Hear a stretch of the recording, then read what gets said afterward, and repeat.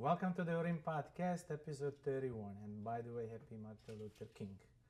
Our special guest today is the Rep. Sabatini, running for the U.S. Congress, District 6 right now, right? Well, it depends on how they number the maps. The maps are still being worked out. Okay, based on the 7th. Right now it's 7, could be 6, could be any number, depends on how they finalize the numbers. And I want to thank you so much for coming on our show. I know you're a really hard-working man. You never have a day off. And I'm following you, seeing you all over the place, and I said, this man has to come to my show because there's so much that we can share with our fans. I know you are being a U.S. rep for the District 33, right? Correct. District 32 in the Florida House of Representatives. Florida House Representative, okay. And you've been just recently elected, right? 3 years ago. Okay. I'm in my second term in the Florida House. Okay, my question, why did you decide to run and what's going on? And you see a lot of changes. Because I think we're at a time in this country, and I think we're going to lose our country to a really, really disastrous ideology and set of policies that goes by the name of leftism or liberalism is what it used to be called. Basically woke communism, and it's people who really hate this country, some of the people who are running it now, especially in the White House. And I just realized that if we don't do something about it, the country will be gone. So I've dedicated my life to fighting back against the woke, insane regime, anti-American regime that's trying to fundamentally destroy this nation. Okay, and now you are an officer for National Guard, right? Yeah, I'm also a captain of the Florida Army National Guard. Okay, thank you for service. Thank you. Yes, and then I want to move straight to the questions. First, to the question, I know that the session was last week, Open Up, and our governor opened, I watched it up entire, and it was a really good introduction. First of all, e-verification, mandatory e-verification, can you touch on that? Sure, yeah. Well, one of the biggest issues facing the country and the state of Florida is the enormous amount of illegal immigration. And it's a very simple fix. People think it's this complex problem. It's really not. If you passed a law called Mandatory E-Verify, which says that every employer must check the immigration status of any employee who applies and wants to work there, then guess what? You would not have any illegal immigrants coming to the state of Florida because they couldn't work legally. There would be penalties. So my bill would make it that every employer has to check to make sure you're not hiring illegal immigrants. It's a very simple bill. It's a very popular bill. But the corrupt career politicians, both within the Democrat and Republican parties, are standing in the way in this bill and killing it. So it eventually will pass, but it's when the people stand up and start holding career politicians accountable that I think the bill will actually be put into law. Right now, it's not the law, and that's why you have 1 million illegal immigrants in the state of Florida driving down wages for other wage employees in the state of Florida and driving up housing prices for people who can't afford a home. Okay. Now, the second one, constitutional carry. Can you a little bit touch and elaborate on that? Oh, yeah. Constitutional carry is a very simple pro-Second Amendment bill. It basically says that your fundamental God-given right to self-defense, enshrined in the Constitution, is sacred, and you shouldn't have to pay money or do an application in order to obtain the benefit of that right. If you want to carry a firearm for your own self-defense, you should just be able to naturally. So it gets rid of the application process, the permit program to carry a firearm in the state of Florida, takes away the fee, so you don't have to pay a fee, and it takes away the restriction saying you can't carry a firearm openly. If you want to carry a firearm openly, you should have the ability to do that. It shouldn't be a jailable criminal offense because somebody sees you carrying a firearm. And so that's constitutional carry. And once again, very popular bill, but you have some cowardly, spineless Republicans inside the legislature who are working against us and making sure that bill doesn't become law yet, but it will become law. Okay. The third one is the 2020 audit. Can you touch on that?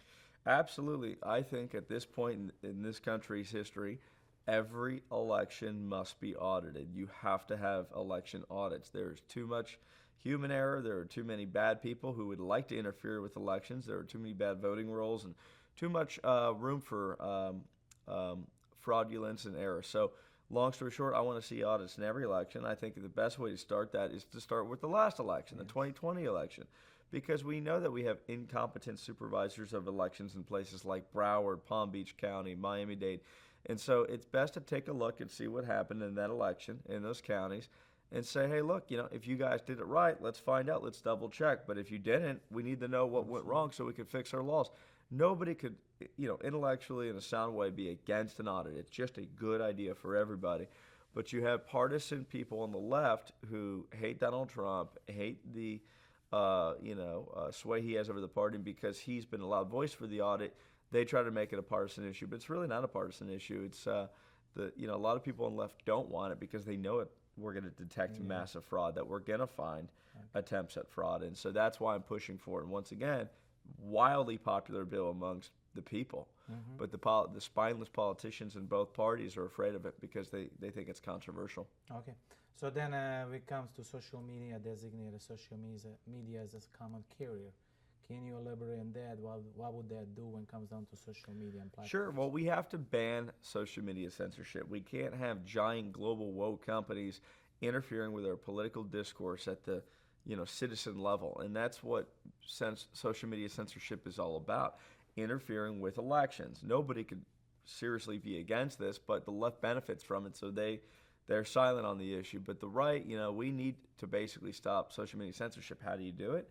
You actually label legally, you classify these big tech companies as common carriers, which would legally prohibit them from being able to engage in specific viewpoint censorship. They couldn't just target you for having conservative views like they're doing currently. So with that said, it's a great bill, very popular. We'll see if we can get it through this year. We passed the first step of stopping social media censorship, but not the whole thing, and that's why I filed the bill this year in the state legislature. Okay. Then ban the surgeries on the children, transgender. Sure. Once again, common sense bill. Even some Democrats agree. We should not have children who are experiencing gender dysphoria at a very young age getting these transgender surgeries. If they want to go do a surgery, whatever, when they're an adult, that's their business, not my business. It's not the government's business.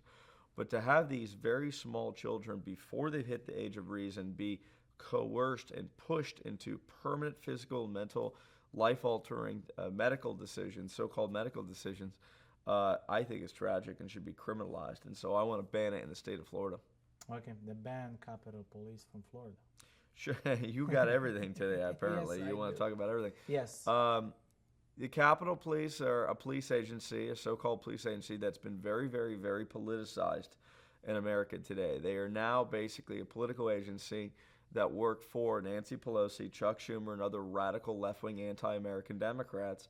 And they're now opening up these field offices far outside of Washington, D.C. and coming into places like Florida. And that's just fundamentally wrong. We don't need federal political police agencies coming into our state and exercising their so-called, authority here. And so I have a very simple bill that would just ban them from being able to come into the state of Florida, which I think every Floridian would agree with. And I know this is what you posted on my last, banning the vaccination and mask on the private sectors. Yeah, well, it's very simple. I think people know everything they need to know about COVID at this point. They have plenty of information. They can make their own decisions for themselves and their families and their businesses. They no longer need to be pushed and coerced and bullied by government into making a decision related to COVID, whether it be masks, lockdowns, staying home, distancing, vaccines, whatever. The government should not be playing a role in bullying people at this point. I don't think that's even a debatable point. And yet government still wants to manage every aspect of everyone's life in regards to COVID, and that's wrong. So my bill would just say at this point, private sector or public sector, no more COVID mandates. Let everybody make their own decision. That's the American way. Okay, so 2020 midterm are here. How these elections are important for our Florida residents? Well, it's very important because if not, you're going to lose the country. The federal government is now the enemy of the people. I think they've really tried to take away so much of the power, autonomy, liberty, freedom, and even the ability to speak their minds from the people. So we need to really push back and defund and eclipse the size of the federal government in our lives. So this is the most important election of our lifetime. Okay. The second question, you are working with your constituents across the board from your opponents. Where they are failing, that you're seeing they are failing and you're going to fix, and which you're going to fix, how you're going to fix it? The federal government? Yes. They're failing at everything. There's not a single area that the federal government's engaged in where they do an effective job. They can't provide Social Security effectively. They can't secure our nation effectively. They can't fight wars effectively. They can't defeat inflation. The federal government is not bad. It's horrible at every single aspect of governance it's engaged in.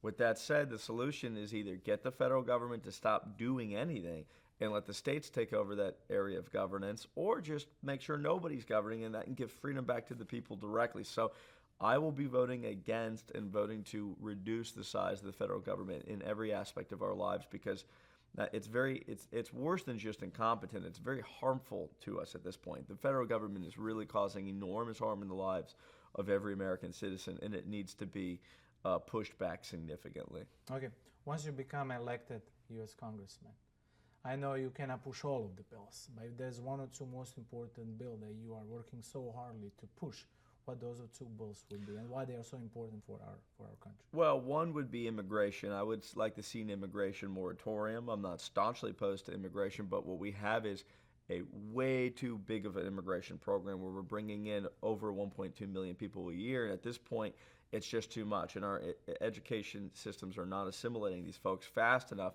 and the left is benefiting from it. So we need an immigration moratorium along with building the wall and E-Verify. We got to fix immigration.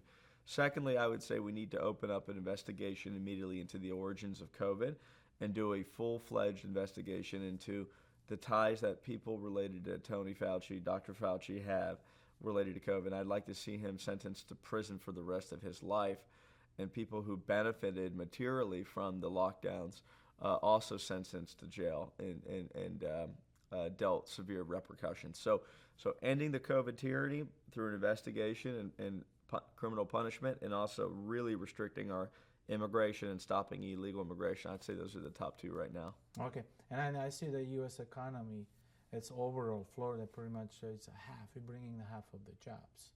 So you're going to represent the people in the state of Florida, and you're going to represent them in the federal. So how is it important, the jobs? How do we create more jobs? If you reduce the size of government and government intervention, the economy will explode. You'll see 5, 6, 7, 8, maybe 9% growth rate every year if you just reduce red tape, taxes, and interventions. And you're just not seeing that right now. You're seeing businesses being screwed over by monopolies and large corporations that benefit from current government regulations. You're seeing restrictions on American energy. You're seeing just all types of interventions that are really holding the economy back. If you had a free economy, you would see a much larger growth rate, and the effect of that would be many more jobs being created. Okay, so I just wanted one more question on taxes. What particular bills you would push on taxes?